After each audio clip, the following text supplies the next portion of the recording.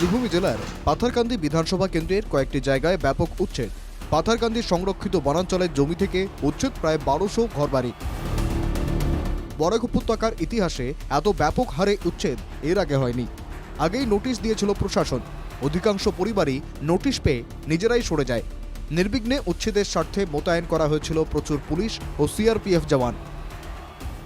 এদিন পাথারকান্দির ইছারপাড়, মাধবপুর, বালিয়া, মধুবন্দ, ছাগলমোয়া, মাগুরা, যোগীছড়া, কিত্তে, চাঁদপুর এলাকায় জবরদখল উচ্ছেদের নোটিশ দেওয়া হয়েছিল। সময়সীমা পেরিয়ে যাওয়ায় রবিবার সকাল থেকে শুরু হয় উচ্ছেদ। উচ্ছেদের কাজে নামানো হয় শতাধিক বুলডোজার।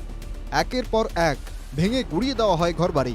উচ্ছেদের শিকার স্থানীয় এক বাসিন্দা বলেন, তার জমি সংরক্ষিত বনাঞ্চলের মধ্যে নেই। কি বলেছেন তিনি, শুনে নেওয়া যাক।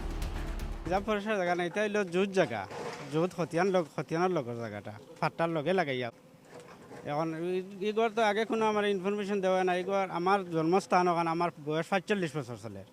আগে তো কোনো এইরকম হয় না। ও আমি এখানেও থাকি না, আমি বাইরে থাকি একটু মেস্তরি করিয়া রুজি করিয়া আনি ঘরটা বানাইছিলাম কোনো মতে।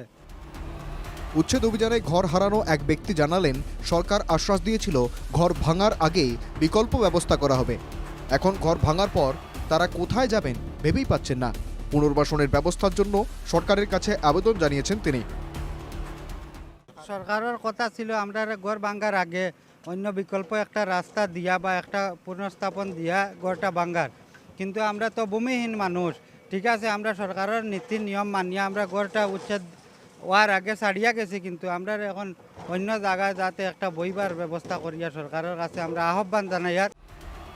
উচ্ছেদের জন্য আগাম নোটিশ দেওয়া হয়েছিল বলে জানান ডিএফও। দোয়ালিয়া সংরক্ষিত বনাঞ্চলে জবরদখলে উচ্ছেদে প্রায় 500 পরিবারকে নোটিশ দেওয়া হয়েছিল।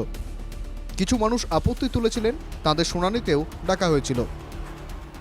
इसमें हमने दुआलिया रिजर्व फॉरेस्ट में करीब हमने 500 लोगों को नोटिस दिया था। इसमें से कुछ लोग रेवेन्यू एरिया में आ रहा था, उनका पिटीशन वगैरह वो हमने हेयरिंग किया और जॉइंट वेरिफिकेशन के बाद कुछ एरिया जो है वो रेवेन्यू एरिया में था तो उनका इविक्शन नहीं था।